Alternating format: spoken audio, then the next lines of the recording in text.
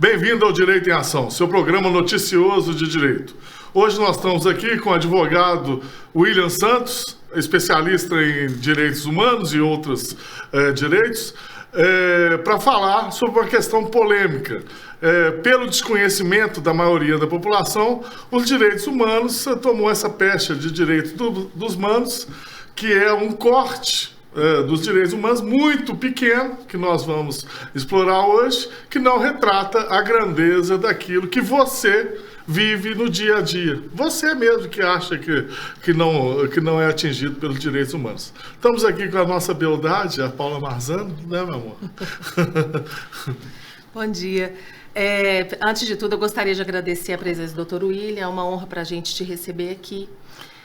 Dr. William é um amigo muito querido e a gente acompanha o trabalho dele há muitos anos. E eu acho importantíssimo a gente falar desse assunto, né? Falar sobre direitos humanos, porque o que a gente ouve é sempre muito distorcido.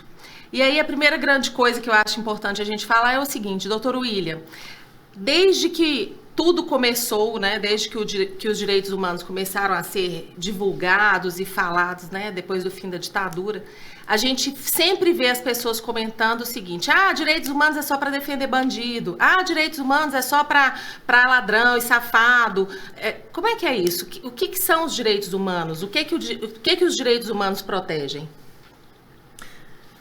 Eu agradeço primeiro estar aqui presente com vocês que estão do outro lado. Agradeço o doutor Flávio aqui presente, a doutora Paula, né? E eu quero dizer a vocês o seguinte: primeiro que tem muitas interpretações e muitas defecções e muitas falas, né? Quando se fala em direitos humanos, quer dizer que é em relação à vida, às pessoas, e isso é um conjunto de uma evolução que o mundo ocidental principalmente veio trazendo, né? E aí vou falar com vocês, direitos humanos no Brasil é uma questão muito nova. Isso porque foi introduzidos muitos preceitos na nossa Carta Constitucional em 1988 com a Constituição Federal. Então o artigo 5º, o artigo 6º dos direitos sociais, né, e outros artigos que falam com relação à questão, por exemplo, do meio ambiente, as questões sociais, tudo é questão de direitos humanos. Onde já pensou a vida, há a questão de direitos humanos. Então é uma situação que muitas das pessoas praticam todos os dias e não estão nem sabendo, né? É claro que tem pessoas que estão tentando e tentam desvirtuar isso para poder desqualificar ou não entrar no cerne do debate daquilo que tem mais de 350 anos. Até porque a primeira Constituição nós temos no mundo, foi a Constituição Francesa, ela já trouxe, né, que os preceitos e os valores sociais, né, da questão da fraternidade, da liberdade, né? Então são preceitos que são inerentes à questão do ser humano. Doutor William, a questão dos direitos humanos está atrelado à violência policial. A gente vê que isso daí foi explorado por vários políticos em várias épocas, mas não representa a grandeza dos direitos humanos. Como o senhor bem falou, o direito hoje à vida, à liberdade, a um meio ambiente estruturado, os direitos de quarta geração de Bobbio, que a gente vê no livro dele, né? Isso tudo está dentro dos direitos humanos. A gente, num sistema capitalista, onde a gente trabalha com a exclusão de direitos de determinada parte da população, até como parte de sustentação do sistema capitalista, né, para que você possa ter uma reposição da mão de obra por um preço mais adequado, há um movimento, vamos colocar assim, organizado de desqualificação dos direitos humanos. Aí, queria que o senhor abordasse a parte de direitos civis dos direitos humanos. Direitos eleitorais, direitos civis, direito das mulheres, dos direitos humanos. Até para desmistificar que é só um direito relacionado à violência. Tá. Vamos lá então. Olha, algumas pessoas perguntam e acham estranho. Então vamos lá. Com a carta...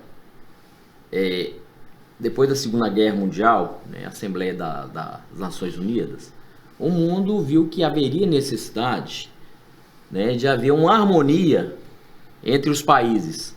Depois do Holocausto, né, na Alemanha, perseguição aos nazistas, principalmente, e veio os 30 artigos da Declaração Universal de Direitos Humanos. E o país nosso é um país que é signatário, um dos países signatários dessa carta. O que ela traz? Ela traz consigo 30 artigos que foram incorporados na nossa Constituição Federal de 88. Então pergunta assim, professor, mas eu estou lendo o artigo 5º, 6º e outros artigos da Constituição Federal, tem muita coisa aqui, né, que se reporta aos 30 artigos da Declaração Universal de Direitos Humanos. Isso eu falo por quê? Porque o nosso legislador incorporou esses preceitos na nossa Constituição a partir de 88. Então eu falo que são novos. E nosso direito é um direito diferente, por exemplo, na Inglaterra, que é baseado nos costumes. O nosso que prevalece, vocês sabem muito bem, que é a norma escrita. Então a norma tem que estar escrita. Que traz muitas das coisas e que às vezes passa desapercebido e as pessoas nem sabem. Então vamos colocar aqui. Com o advento da Carta de 88 no nosso país, né, o que se tinha antes, por exemplo, na questão previdenciária, era que o sujeito, para ser atendido na rede pública de saúde, ele era obrigado a contribuir para o NPS, para a Previdência Social. As pessoas, então, tinham que levar a sua carteira de trabalho como prova de que contribuía para o NPS, a Previdência Social. Isso, então, acabou. A mulher, inclusive, doutora Paula, a mulher, ela para fazer um negócio, ela tinha que ter autógrafo sólido do marido, né? Isso acabou, porque a Constituição fala e coloca isonomia entre as mulheres, e avançou mais, né? A discussão que se tem é a questão de gênero, inclusive. Mas a gente sabe que muita coisa que está na Constituição Federal, o legislador não conseguiu regulamentar, mas aí vem o Poder Judiciário e reconhece. E vou falar, por exemplo, questão da união estável, né? A união estável de pessoas do mesmo sexo. Isso não foi aprovado no Congresso Nacional, porque o Congresso é conservador, mas tem inclusive julgados e já está, né, o próprio Conselho Nacional de Justiça já colocou isso nos cartórios, como é que se faz o procedimento para poder fazer isso, esse tipo de relação. Então não está na lei, mas entendimento da jurisprudência, dos julgados inclusive, né, e na norma que é feita. Então a gente fala que houve uma lacuna com relação a isso e o Poder Judiciário deu, né, cabimento a isso. Outra coisa, geralmente quando a mulher casava com o marido, ela chegava no cartório e parecia que a mulher era objeto do marido e colocava o nome dela, né? Hoje, se você não falar nada no cartório de registro civil, onde se faz o casamento, tem que estar expresso a vontade da pessoa se está querendo adquirir o nome da mulher ou o nome do homem. Avançou tanto a isonomia que hoje, por exemplo, o homem pode adquirir o sobrenome da mulher.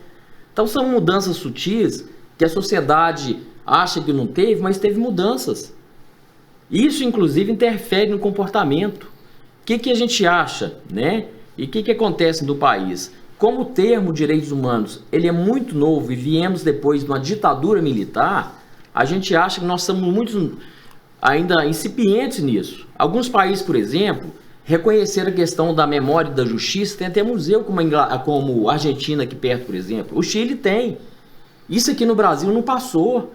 Foi instituída uma comissão especial, mas não passou, por exemplo, aquela questão que a gente acha que é fundamental, que é pegar o nosso passado, né? Pegar aqueles crimes que foram cometidos, por exemplo, na ditadura militar, e a gente sabe que são crimes que a maioria são imprescritíveis, inclusive a própria OAB, no passado próximo, ingressou com a ação direta de constitucionalidade discutindo isso, né? Foi feito um acordo dentro do parlamento com o executivo para poder fazer o seguinte, olha, nós não podemos voltar isso atrás para poder mexer, né, com setores da sociedade. Então isso foi feito.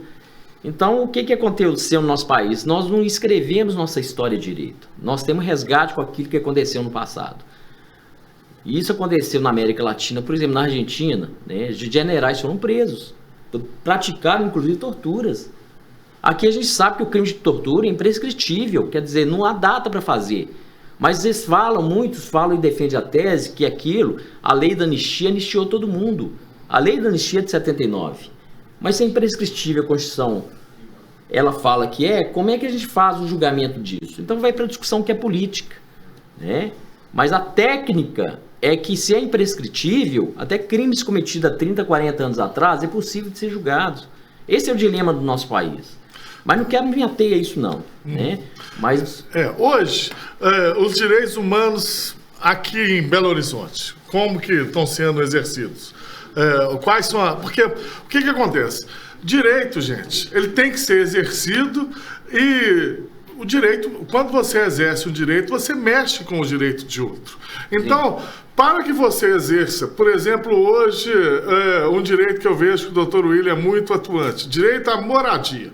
Né? Nós temos um déficit de moradia estrutural no país, fruto de deficiências de políticas públicas de acesso à moradia à população de baixa renda, né? A financiamento e a tudo.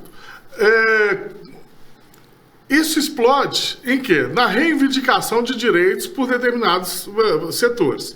E isso incomoda o status quo existente, porque quando você exige, exatamente, no capitalismo, se tem um prato de comida na mesa, alguém tem que pagar por ele. Se tem um direito que foi violado das pessoas, alguém se apropriou daquele dinheiro. Então tem que retornar aquele dinheiro. E há uma resistência disso. Como é que está essa luta pela moradia e como é que funciona isso aqui em Belo Horizonte, doutor William? Tá. Primeiro que não é diferente daquilo que acontece no estado todo e no país. O que é marcante nisso é a chamada violência estatal. Violência, gente, não é só apanhar, ser torturada. Não, é muito mais amplo. A violência se manifesta em diversas modalidades, né? Com a repressão, né? Com aquilo que a gente fala, desconsideração das pessoas, coloca essas pessoas em situação vexatória, né, como se fossem criminosos, de constrangimentos. Isso são violências que passam e as pessoas às vezes nem sentem. A questão racial, por exemplo, é uma questão são verdadeiras violações aos direitos humanos da pessoa de se manifestar, de reivindicar os direitos dela. Sim, são efeitos, inclusive, do capitalismo, que são ações repressivas. Inclusive isso existe, as pessoas acham que isso é normal. Por exemplo, quando vê alguém apanhando na esquina, o policial apanhando, aí banaliza aquilo, fica parecendo que a violência está institucionalizada. Está errado, não pode, né? O que existe no nosso país, eu acho que é falta, inclusive, você falou um negócio muito interessante, é falta de políticas públicas. Não é questão, por exemplo, você disse a questão da moradia, não é questão de caso de polícia, é falta de política pública. Isso porque o artigo 6 da Constituição Federal, e teve uma emenda que foi feita, não nasceu a moradia, não nasceu no artigo 6 da Constituição Federal, mas foi, né, ela foi introduzida depois por emenda. Então a moradia está no artigo 6º como um direito, e o transporte também está como uns direitos sociais. Se está como direito social, não é ilegal você ter política pública que seja municipal, no estado, no país, para poder atingir isso, porque você vai mexer com as pessoas. Aí tem um negócio muito sério, as pessoas gastam 2 ou 3 horas do transporte público das regiões metropolitanas do Brasil todo para chegar no trabalho e voltar. Olha, 3 ou 4 horas, quer dizer, quando o sujeito acorda, toma um café e sai de casa para trabalhar, já chega exausto no trabalho. Quando ele vai embora, a mesma coisa. Então falta qualidade de vida nisso. Isso que é discussão. É se chegar na qualidade de vida onde o sujeito pode estar mais com a sua família, ele não pode ser um mero, né, consumidor, um mero número, para poder aparecer em diagnóstico, né? Parece que tudo hoje virou número no nosso país, não pode ser. Então a gente tem que colocar uma pitada, inclusive, social nisso. E isso as casas legislativas podem fazer, muitas fazem. O executivo pode fazer, mas a gente sabe que tem muita falha nisso, né? Questão da moradia. Belo Horizonte, eu disse, não é diferente das outras cidades. BH, quando nasceu, e a nossa cidade vai fazer 123 anos em dezembro agora, no próximo mês, é uma cidade que foi planejada dentro da área da contorno. E quando foi planejada, deixou de fora os próprios trabalhadores que lá construíram. E poucas pessoas sabem disso. Quem morava na antiga capital, e foi a segunda, que era Ouro Preto, a primeira foi Mariana, recebeu, né, um espaço para poder edificar dentro da contorno sua casa. Agora os trabalhadores que foram lá construir foram para a periferia. Isso não mudou muito não, Flávio. Só piora, hoje é a mesma coisa, não mudou nada. Não mudou nada. Piora. A especulação está mandando as pessoas para Grande Belo Horizonte e é pior. Aí as pessoas trabalham na região central da cidade, tem que se deslocar, E o preço da passagem é gasto, né? 20% do orçamento das famílias é gasto com a questão da passagem.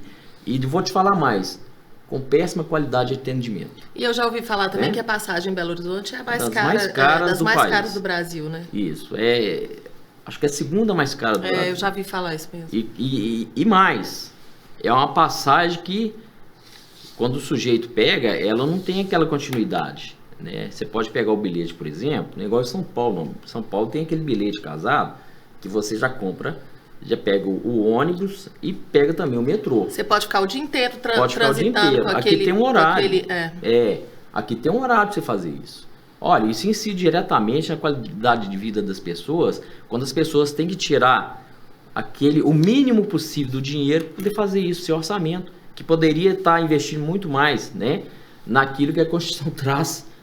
Eu vejo isso claramente lá no escritório. A gente faz alguns atendimentos gratuitos para pessoa de baixa renda, né? Entra com a ação de graça, às vezes investigação de paternidade, essas coisas, né, que são fundamentais. E às vezes a pessoa não consegue porque não tem dinheiro para pegar o ônibus para ir lá, assinar uma procuração para mim ou levar um documento. E aí ou eu pago a passagem para a pessoa ir, ou a pessoa não vai e ela fica completamente desprotegida. Inclusive, eu ia até entrar nessa questão. Em relação, obviamente, aos direitos humanos, como que fica o atendimento dessas pessoas de baixa renda quando elas precisam ter acesso a alguma demanda que vão resguardar esses direitos humanos dela? Por exemplo, no caso da moradia, uma pessoa está numa situação de ou invasão, na vulnerabilidade social total.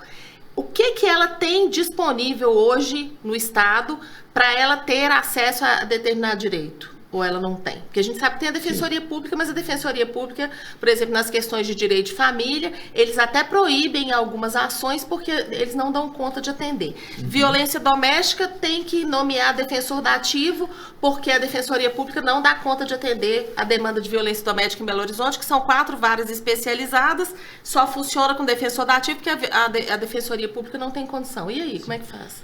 Olha, primeiro nós temos que valorizar nossos colegas defensores públicos. Sim. Eles têm que ter independência de trabalho, né, até para poder agir.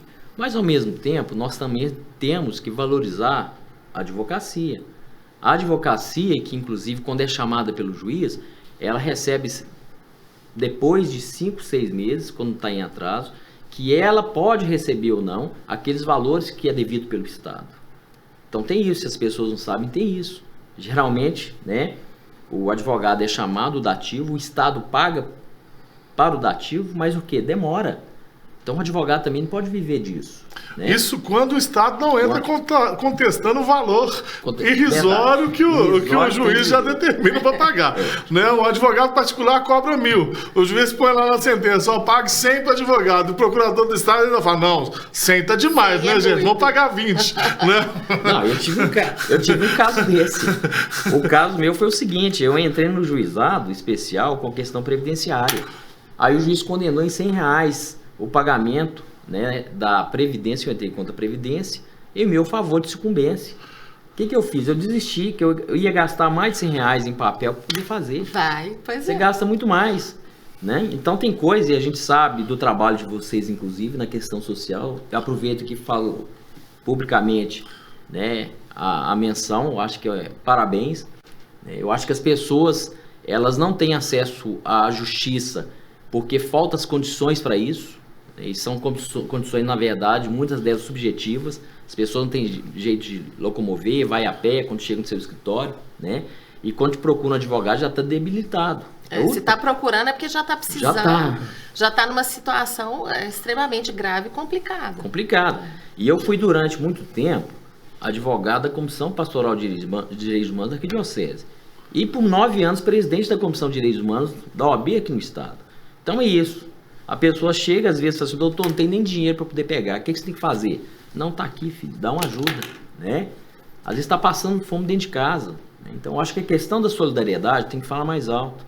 A questão da moradia é importante, o transporte é importante, que está no dia a dia das pessoas. Então, direitos humanos não é só aquilo, as regras que falam com relação ao preso, não. E até porque nesse campo, e a gente defende que a pessoa que, né, a pessoa que comete o crime tem que cometer o crime. Mas esse crime não pode ser extensivo aos familiares, não. Não. Quando, por exemplo, a lei de execução criminal, ela permite a visita do familiar da mãe para o preso, para a esposa para o preso, e se não há isso, inclusive acabei de postar ontem, né, que voltou algumas restrições pelo Covid, de visita a algumas unidades prisionais, eu postei ontem, tá no meu Facebook. O que a gente está vendo? São casos excepcionais, mas isso não pode ser a regra geral. Fora do Covid, uma situação anômala, que nós estamos vivendo inclusive no país todo e no mundo afora, o que a gente está vendo é o seguinte, muitos abusos fora desse período que são acontecidos, como se a mãe, por exemplo, que é privada de ver o filho, né, às vezes faz lá a inscrição dele, né, aqui em Minas você tem que 30 dias antes fazer uma inscrição prévia, um cadastro prévio para poder ter direito a acesso. Quem sofre é a família. O menino não pode ver seu pai. Isso é um atentado, né? Isso é uma violência estatal. Aí o senhor bateu num ponto específico, porque é o seguinte, que o direito não é só da mãe de ver o filho, não, é principalmente do filho ver a mãe. E aí, com essa política de encarceramento que não leva a lugar nenhum, e aí nós temos, e aí vem o título do programa, Direito dos Manos. Por quê? Porque o direito você só se sensibiliza com o direito quando você o tem violado. O direito para você ele é transparente. Então o seu direito à propriedade é transparente. Você só vai se sensibilizar a ele ou quando você perde a sua propriedade ou quando você tem ela afetada. O seu direito à sua integridade física, você só o invoca quando o policial vem descer o cacete em você ou quando o assaltante vem e te viola aí. Então, por isso que os direitos humanos, como são os direitos mais básicos da sociedade, e a nossa sociedade tem uma política de exclusão dos direitos, exclusão social, de acesso a direitos, estigmatizou-se como se o direito humano, porque é reivindicado por determinada classe social, que é a mesma classe social que é encarcerada, que é a violada de seus direitos, como direito dos humanos, até como uma forma de determinada classe, que não tem problema no exercício do direito, porque tem todo o aparato estatal para garantir o exercício pleno dos direitos sem qualquer reivindicação. Não é? Um magistrado ele não tem que ir atrás do Estado para pedir as horas extras dele, não. Ele já recebe direto. Agora, um trabalhador ele tem que ir na justiça, tem que fazer a prova, tem que isso e aquilo, para o direito dele violado.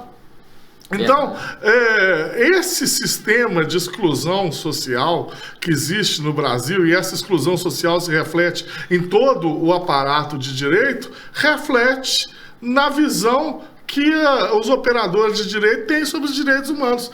Quem que reivindica o direito no Brasil? Quem que tem mais o direito violado no Brasil? Não é isso, doutor William? Verdade. E eu vou dar alguns números, se me permite. Primeiro que nosso sistema prisional, do país todo, ele não recupera, ele é lento, burocrático e corrupto. Não recupera ninguém. Pelo contrário, está produzindo, e vimos há pouco tempo atrás, e sempre isso na televisão, produz violência, né? Produz corrupção, com muitos agentes sendo presos, inclusive, né, operadores do direito. Aqui, por exemplo, no nosso estado, nós temos a terceira maior população carcerária do Brasil. Olha, no Brasil está em torno de 750 mil. 40% desses são presos provisórios. O que é preso provisório? É aquele que não tem sentença transitada julgada. O que nós temos agora? Primeiro, que a chamada prisão preventiva, existe um prazo de 90 dias para ela. Se não for cabe habeas corpus, a pessoa tem que sair. Isso não é obedecido no nosso país. Não é obedecido. Que foi o caso do ministro Marco Aurélio, naquele traficante. Sim. Que ficou emblemático, né? Só para lembrar, é importante a gente lembrar que foi o caso recente agora que o ministro mandou soltar o traficante. O traficante já sumiu, né? E fritaram o ministro, não fritaram a lei, nem fritaram o descumprimento da lei. Porque a lei determinava, só explicando, porque às vezes as pessoas não são da área do direito, né? A lei determina que você tem um prazo máximo para essa prisão e que se ela não é renovada, tem que colocar a pessoa em liberdade.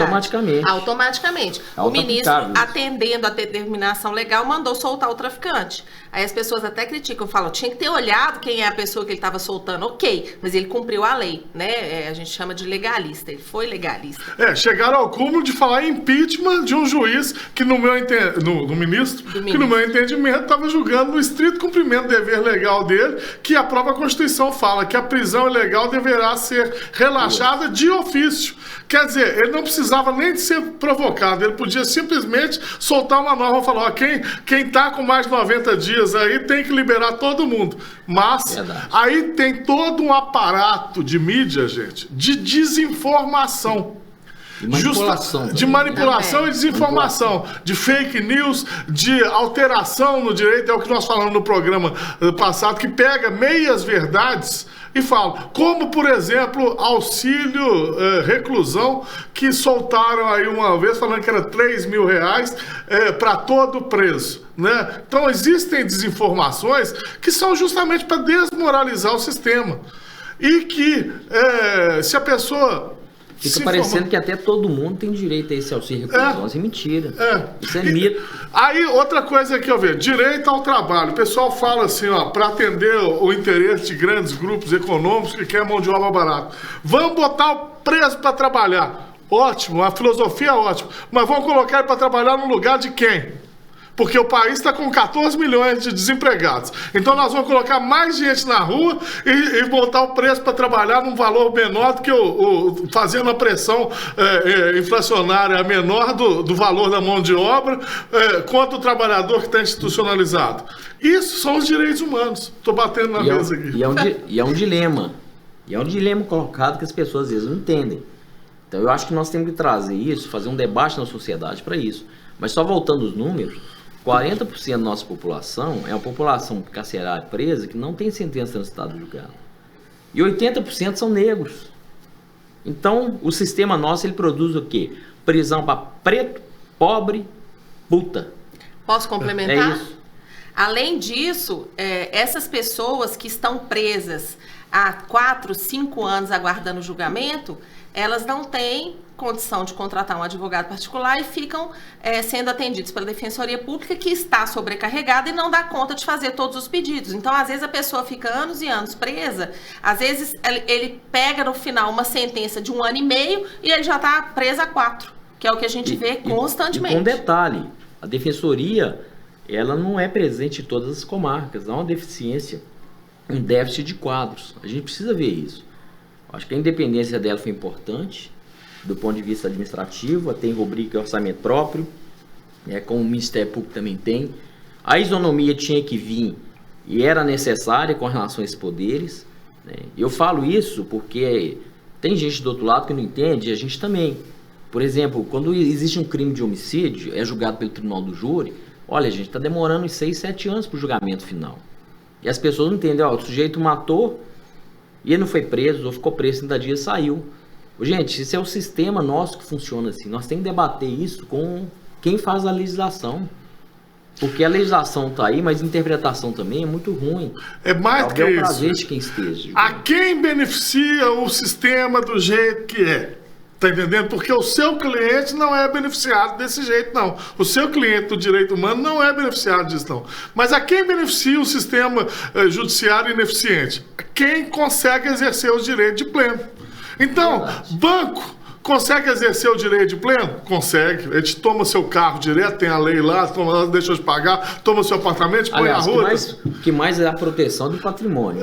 Não é? Então, patrimônio é protegido. Quem tem patrimônio consegue exercer o seu direito sem atividade estatal. Quem não tem, precisa de correr atrás. Então, o sistema ineficiente, ele beneficia no nosso sistema. Quem tem patrimônio, quem tem um bom advogado particular, todos os benefícios legais, e prejudica quem? Quem não tem. Então prejudica justamente quem é o público-alvo de todas as funções públicas que são deficientes.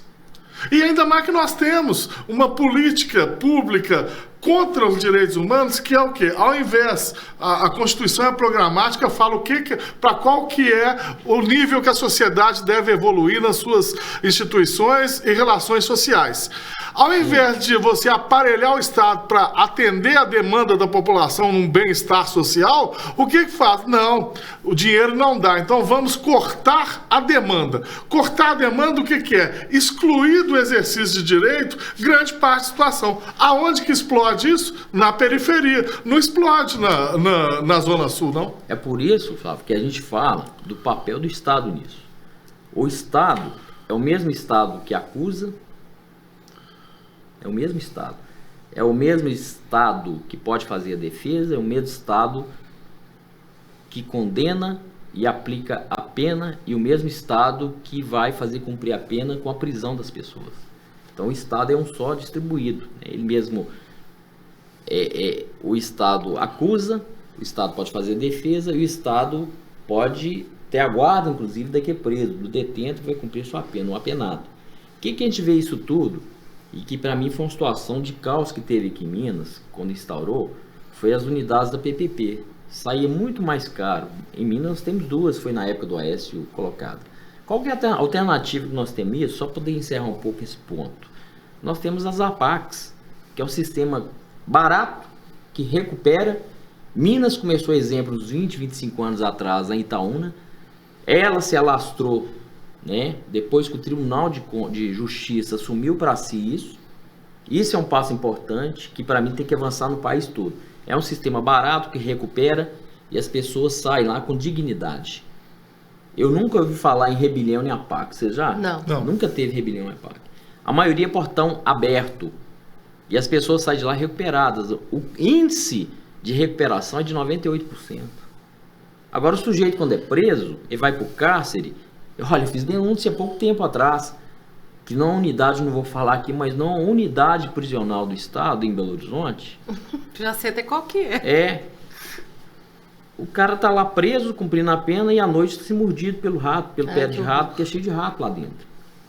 Qualidade da comida. Olha, é uma comida que é podre, que é pouca, e às vezes vem estragada. Quando você vai ver o preço, é superfaturada. Então nós temos isso. Interessa alguém isso. Não interessa a sociedade, porque quem paga isso somos nós. Aí eu vou falar assim, o preso tem que trabalhar. Gente, o preso vai trabalhar nada, mas o preso já trabalha. Em alguns casos, por exemplo, onde tem aqui em Minas Gerais, no Brasil todo, alguma fábrica que quiser, vai e coloca lá, paga um valor para o preso, ele vai de manhã e vai à tarde. Então isso é novidade não, isso está na lei de execução penal. É direito do preso, já tá na lei. Direito dele trabalhar para que ele tenha, inclusive, remissão na pena. Remissão na pena. Para cada, acho que 3 dias você tem um dia de remissão. Para cada 3 dias de trabalho, você tem um dia de remissão na pena. Então ele tem o direito de trabalhar, né? Agora a disponibilidade de vaga de trabalho também é pequena, não é? É pequena, não. Piorou ainda com esse Covid. Agora nós temos mais também uma coisa que a lei permite. É a questão, por exemplo, da pessoa se engajar na literatura. Vai ler o livro, vai se informar e se formar. Aqui em Minas nós não temos nenhuma unidade que tenha essa estrutura ainda. Como é que você vai fazer esse controle? Em Minas Gerais não temos isso ainda. É uma prerrogativa, é um direito que tem, que pode ser exercido, né? Até porque uma população carcerária interessa a poucos. Interessa uma mercancia, corrupção, né? Venda de vaga no sistema, né? Venda de privilégio, venda de quentinha. Alimenta a indústria da corrupção. Eu tenho observado uma questão na população carcerária, que é uma situação que eu acho que entra muito bem na questão dos direitos humanos, que é a questão do uso de tornozeleira aqui em Belo Horizonte. O que acontece? A pessoa ela tem um benefício e fica autorizada a usar a tornozeleira eletrônica, que é um direito que ela tem de sair, passar o dia fora, trabalhar, exercer todos os direitos dela, e à noite ela vai para casa e a tornozeleira fica monitorando. Aí o que acontece? Coloca a tornozeleira no preso e fala, olha, se der algum problema, você entra em contato com a central imediatamente. Você já viu alguém conseguir? Não consegue. Eles não conseguem falar lá. Aí o que acontece? Aparece como uma infração, e aí a tornozeleira dá um problema, dá um defeito, para de carregar, o carregador estraga, o preso não consegue entrar em contato com a central para reparar aquele problema. É considerado foragido. É considerado foragido, e aí ele volta para a prisão e perde todos os benefícios que ele tinha alcançado. Por quê? Porque o Estado não dá conta, que é o que o doutor William estava falando, né? Que é o Estado que pune, é o Estado que condena, é o Estado que executa a pena, é o Estado que fornece tornozeleira. E o Estado não dá conta de manter um equipamento adequado para que o preso possa exercer o direito dele, e aí ele acaba voltando para o regime fechado e perdendo os benefícios. E revoltado. Revoltado. Porque tá certo. Queria mudar um pouquinho o assunto aqui. Falta a gente falar sobre direitos humanos e direito à saúde. Você começou a falar disso no início. E é muito importante, porque nós temos dois tipos de saúde no Brasil. Nós temos sistema privado, hoje dominado por planos de saúde, que atende bem a elite. E nós temos o SUS, que atende a todos, inclusive a elite também, porque a vacinação, hospitais de urgência, trauma, tal, são todos atendidos pelo SUS, porque existe a integralidade e universalidade no atendimento. E nós temos o sistema de saúde do resto, que é os postos de saúde nos interiores, que geralmente funcionam muito bem, e os postos de saúde das periferias, que violam qualquer tipo de bom senso. Tá, Flávio, é bom você comentar isso. Vamos fazer um comentário aqui que convém. Olha, o sistema do SUS foi introduzido em 89, né? E a Constituição fala, trouxe a novidade do atendimento universal a todos. Aquilo que eu falei e você falou agora. Antes, quem contribuía na Previdência era atendido no sistema público. Então mudou a universalização. E com essa lei também foi introduzido os conselhos. Aqui em Belo Horizonte nós temos Conselho Regional, em Belo Horizonte, né? Conselho Regional de Saúde, Conselho Municipal de Saúde e Conselho Nacional de Saúde. Quer dizer, é a sociedade civil lá dentro vigiando para onde vai os recursos. Então esse conselho é em posição legal, funciona. A estrutura do SUS, quando foi pensada, ela é um modelo muito bacana de universalização, de atendimento universal, quem quer que seja, até o estrangeiro que esteja no país, né? E que estava, inclusive, sendo utilizado na época do Obama para poder ser introduzido nos Estados Unidos. O Obamacare. O que acontece? Mudou o presidente deixou de lado, até porque o pensamento dele é na linha mais capitalista, sem a questão social. E aí nós vimos agora que com essa pandemia, e as pessoas não sabem disso, mas essa pandemia, as pessoas souberam aqui no nosso país o que representa o SUS. Porque o SUS é que atende exclusivamente mais de 90%, muito mais de 90% dos casos da pandemia. E o SUS está dando conta, né? E está dando conta. Então nós testamos, né, um sistema à exaustão e para poder provar que nós temos profissionais qualificados para fazer isso. É melhor do que isso. Parabéns ao SUS, está dando conta apesar dos administradores. Apesar dos administradores. E que cai entre nós. Volta nos Estados Unidos. Os Estados Unidos volta a discutir isso agora. Exatamente. Com o novo presidente, isso está na pauta. E aí nos Estados Unidos morreu gente, você sabe por quê? Um atendimento lá pelo Covid, você é obrigado a pagar, dá uns 120, 150 mil reais no mínimo. Porque o sistema lá é um sistema privado. Como é que você vai trazer isso para o Brasil, onde a maioria da população não tem condições nem... Não tem o dia da passagem para ir para poder ir para o hospital. Tem que andar a pé. Né? As pessoas têm subemprego. Né?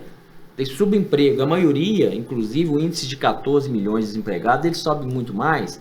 Quando você vê, por exemplo, aquelas pessoas que... Os desiludidos, que não têm condições nem de sair. Né? E que produzimos, inclusive... Nós produzimos uma geração que fica em casa, que às vezes não trabalha, nem estuda, nem nada.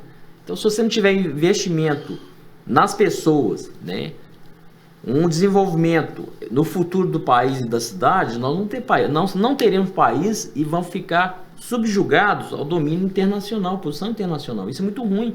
Nós vimos agora, por exemplo, o caso da China, aí descobrimos que a China produz todo tipo de insumo, da saúde ao eletrônico. Das coisas pequenas, coisa grande. E ficou todo mundo na dependência. Olha, eles fizeram lá um planejamento. A China é comunista, gente, mas você vive o que está produzindo lá. Eu vou discutir um método de ideologia que eu não estou querendo fazer com a vacina agora, não. Antes de ontem, inclusive, eu discutia com um amigo meu. Ele é de carreira aqui no estado. É um dos caras que eu mais respeito. Pesquisador, né? O último título dele foi no Instituto Pasteur, né? Após doutorado dele na França. É um dos raros pesquisadores dedicados aqui no país. E trabalha numa empresa aqui, numa fundação. Privada? Não, pública. Eu vou falar o nome, é a FUNED. Olha, nós temos uma preciosidade na mão que chama FUNED, aqui no estado de Minas Gerais. É subaproveitada, poderia estar produzindo medicamento, mas o que eles estão querendo? Primeiro tentar desqualificar para poder ou privatizar ou para falar, né? Comprar no laboratório para falar, para poder receber, né, algum benefício de grande laboratório. Então, olha, nós temos todas as condições, falta vontade política de crescer. E aí ele virou para mim e falou assim: William, a mais segura parece que é da China, ao contrário do que eles estão apregoando. A mais segura vacina, os testes que estão sendo feitos é da China. Aí ponha isso como uma questão, né, de, como eu falo, de ideologia. Você não pode fazer isso. E até porque a universalização desse conhecimento vai ser para o mundo inteiro. Nós estamos no mesmo planeta, como diz Frei Leonardo Boff, né? Nós estamos no teto sobre a mesma terra, a nossa mãe natureza. E por que nós vamos fazer isso? Não existe. Eu acho que essa questão de, né, de colocar ideologia em tudo que há. Aí inventaram lá, como é que chama? De gênero? Ideologia de gênero. Eu nunca ouvi falar isso em doutrina. Nunca houve. Nunca tem, não existe isso. As pessoas põem isso na cabeça, nem sabem o que é isso. Escola sem partido, ninguém sabe o que é isso. Eu nunca vi nenhum teórico... Não sabe o que é, mas fica repetindo, fica repetindo. Eu não vi nenhum teórico que seja respeitado discutindo isso. Pelo contrário, o que a gente vê, por exemplo, é a mão do Estado. E aí eu peguei um livro muito interessante, Mbembe, é um camaronês, é um pesquisador intelectual, que ele trouxe um conceito novo para a gente e discutiu a chamada necropolítica. Né? Quer dizer, o que é a necropolítica que ele traz? Que os países não são fechados individuais, né? Que a questão social e racial, por exemplo, são universais no mundo inteiro, são os mesmos problemas que tem, mas se você tem a mão invisível do Estado que faz a tutela nisso, aí você vai discutir, inclusive, o poder do Estado nisso. Qual que é o poder do Estado? O domínio que o Estado tem para poder determinar isso, determinar aquilo. Então é uma teoria muito bacana e que traz à tona aquilo que sempre discutiu há mais de 300, 400 anos. E tem explicação para isso, uma parte posso traduzir aqui. Por exemplo, nosso país teve um país, nós somos um dos países que nós tivemos mais de 300 anos de escravidão. Foram de 8 a 10 milhões de pessoas que vieram trazidas à força para cá, para servir, né, como mão de obra de trabalho. E olha, o negro, o escravo, era considerado mercadoria, não era gente. Nem a Igreja Católica reconhecia isso. Não podia ser enterrado, não era gente. Não era gente, era mercadoria. Né? A avaliação que se tinha do produto, da mercadoria, é pelos dentes. Deixa eu ver se o dente está bom, deixa eu ver se tem algum... Era isso. Hoje a gente está falando de 300 anos, isso num grau, por exemplo... Nem sapato não podia usar o negro. Não. Então o que a gente coloca? Que são algumas teses, por exemplo, são colocadas hoje, como essa teoria, né? Eu vou falar teoria, mas esse conceito de necropolítica, que não é um conceito ainda, é um conceito, não é definição, aliás, que ele traz isso, toda essa problemática que está enraizada na nossa sociedade, que está na Inglaterra, por exemplo, que está nos Estados Unidos. A guerra de secessão americana se deu nesse contexto. A industrialização, por exemplo, na Inglaterra se deu nesse contexto. E nós temos consequência disso. O que foi? Industrializa demais, o sujeito começou a trabalhar 8, 12, tantas horas, 18 horas, 16 horas por dia, para poder produzir aquilo que nunca ia ter acesso. Né? É o mais-valia, a teoria da mais-valia que se fala. Né? O sujeito trabalha, ele produz um carro. Gente, o que ele ganha nunca vai ter acesso naquilo que ele consegue. E se tem financiamento, a longo prazo você vai pagar 3 ou 4 vezes. É assim, por exemplo, na questão habitacional, é assim na questão da aquisição dos bens e produtos. E aqui no Brasil é diferente. Por que as grandes empresas vêm aqui? Porque a mão de obra é barata, qualificada, nós temos capacidade disso, de aprender e de fazer. Nós somos um povo, gente, que nós temos decência. As pessoas ficam envergonhadas quando acontece alguma coisa. É diferente de outros lugares, por exemplo. E é o pessoal que acorda cedo e trabalha e produz. É diferente de muitos países. Então elas vêm para cá mesmo para poder fazer o quê? Utilizar a nossa mão de obra, nossos recursos naturais que nós temos e muito. A água, por exemplo. Né? A água nossa está sendo exportada. Estão de olho na nossa água, nosso manancial de água que nós temos. Vai ser escassez do mundo, vai ser água. Né? Vamos colocar isso aqui. A questão do minério que acontece aqui na Grande Belo Horizonte, Minas Gerais. Nós vimos as consequências disso. 2 tragédias. Mariana, que eu acompanhei de perto, fui lá. E tivemos de Brumadinho, né, que é outra que deu, inclusive, destaque internacional com perda de vidas. Aí o que vale mais, a vida ou a riqueza? Olha, a vida, porque a riqueza não chega na gente. A produção que o cara produz aqui, por exemplo, na fábrica, vai custar ter aquele carro. Quando ele comprar, vai ser um carro velho, não vai ser novo, não. Ah, mas dá incentivo para ele comprar o irmão, o salário dele é condizente com aquilo. Né? Então nós temos que colocar isso. E fora, por exemplo, o preço. Vocês viajam muito, vocês sabem o que é. O preço, por exemplo, daquilo que é produzido lá fora, que o carro vem aqui no Brasil, imposto, ele é exportado. O preço que vende lá fora é em 8, 10 mil dólares, mais ou menos. Quando chega aqui, tá lá em cima. Então a extração da mais-valia, ela existe. Ela existe para quê? Porque o sujeito acha que tem que trabalhar e tem que ter só ração mínima. Nem estão tendo mais, né? O arroz foi lá em cima e não volta mais o preço. O feijão foi para cima e não volta mais. Aí fala, vai comprar macarrão. O macarrão também subiu o preço, gente. Meu Deus. A carne subiu o preço. O milho, que é insumo. Não, vou falar pelos mineiros aqui. O queijo tá um preço absurdo. O queijo tá preço de picanha. Isso é absurdo para nós, sou mineiro, queijo, o preço que tal, não tem jeito não. Até o ovo, né? É, o ovo. O zóio grande, né? Essa coisa que você estava falando da questão da Inglaterra me fez lembrar um vídeo que eu assisti sensacional essa semana, que uma senhora, olha como é que a questão racial ainda está enraizada mesmo. Eu estou falando de Inglaterra, não estou falando nem de Brasil. Uma senhora dentro do metrô, entrou uns 15 negros que por acaso são a equipe do teatro do Rei Leão, você viu isso? Sim. E aí ela não sabia, obviamente, começou a gritar pra ele, sai daqui, vai embora pro país de vocês, negraiada, não sei o que, não sei o que. E eles começaram a cantar a música do Rei Leão dentro do metrô, uma coisa sensacional. Mas eu senti, assim, aquele mal-estar, assim, do racismo, né? A coisa doentia, do que é o tratamento das pessoas na Inglaterra. Agora, você imagina isso aqui. Mas o racismo também, ele é incentivado, gente, dentro de um sistema de exclusão social. Por quê? Porque você não consegue, é isso que o pessoal malha a gente de esquerda, e a nossa arma da esquerda é o amor, realmente. Porque você amando o seu próximo, você vai querer distribuir com ele o que você tem. Não do jeito que o pessoal fala, de comunismo e tal. Mas para você excluir a pessoa do exercício dos direitos, você tem que cultivar realmente o ódio. Você tem que odiar seu irmão e você tem que achar alguma coisa nele para odiar. Ah, eu odeio o cara porque o cara é gay, eu odeio o cara porque o cara é negro, eu odeio o cara porque o cara é pobre, eu odeio o cara porque o cara... Ou porque o cara tem que ser odiado, para que eu tenha ideologicamente um motivo para retirar dele a condição de humanidade que reivindica o mínimo do exercício de direitos. Então, você que se acha esperto, que está aí disseminando o ódio, você está como papagaio de pirata aí, repetindo uma ideologia de exclusão de direito, você está como marionete na mão dos outros. Gente, nós já estamos no final. Ô, William, eu queria que você desse sua mensagem final. Eu queria passar uma coisa aqui que eu arrepiei. Foi quando a França, por exemplo, ela ganhou o campeonato mundial da FIFA. Olha, e vocês vão lembrar, os franceses jogadores foram para meio de campo e começaram a gritar "Lele bleu", os azuis. Quem eram os azuis? A maioria são negros. Eu lembro disso. Que foram, inclusive, no passado, colonizados pela França, que voltaram para a França, a maioria mora nos arredores de Paris, no subúrbio de Paris, e que conquistaram a Copa do Mundo. Olha, eu até arrepiei. Porque não tinha nenhum branquinho que tá lá, não. É tudo negro, que negro foi colonizado pela França. Né? Isso ilustra um pouquinho isso que você falou da Inglaterra, e um pouquinho isso que você vê. Aí o seguinte, o francês se sentiu orgulhoso de ter ganhado a Copa do Mundo.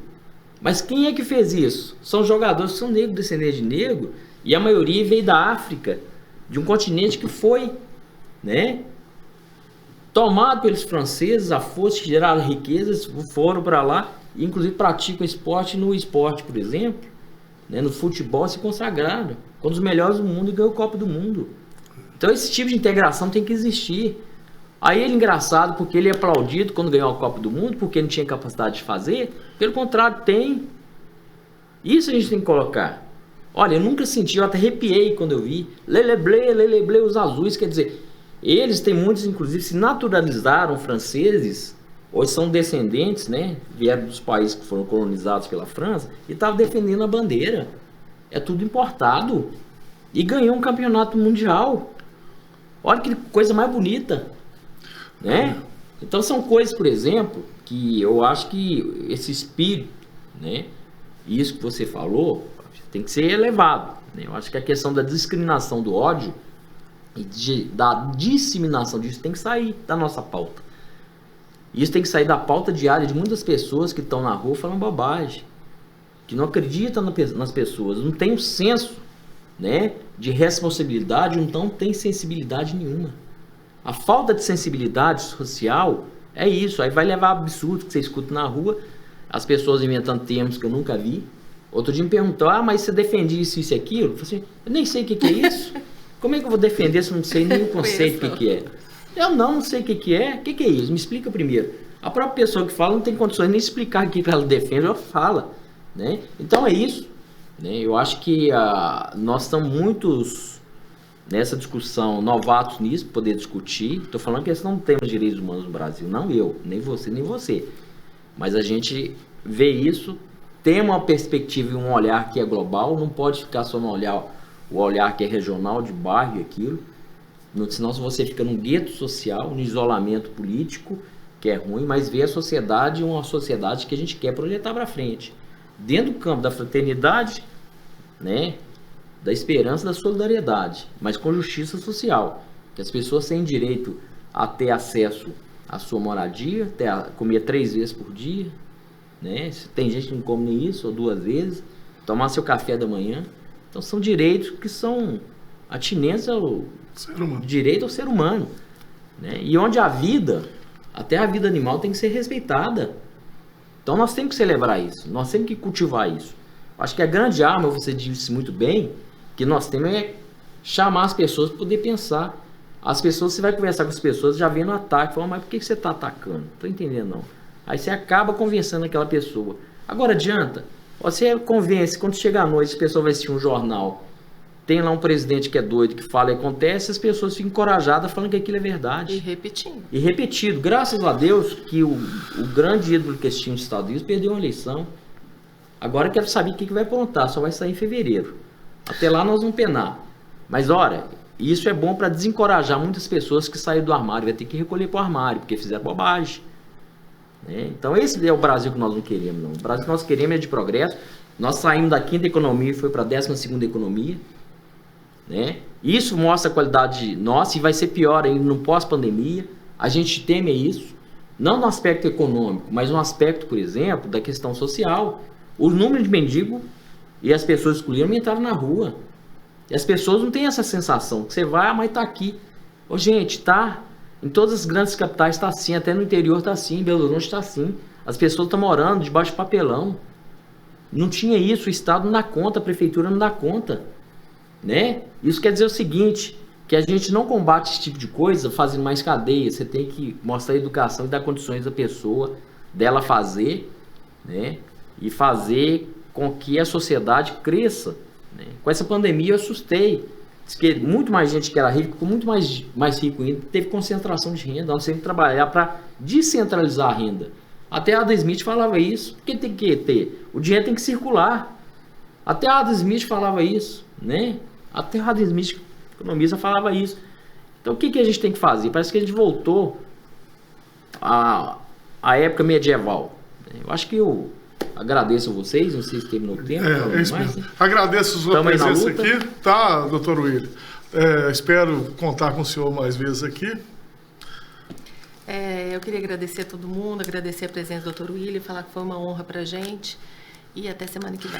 Manda um abraço pro Vitor aqui, que está nos ajudando, pro Rodrigo do estúdio aqui, pro meu cunhado Chifrudo, tá? Um abraço para vocês todos.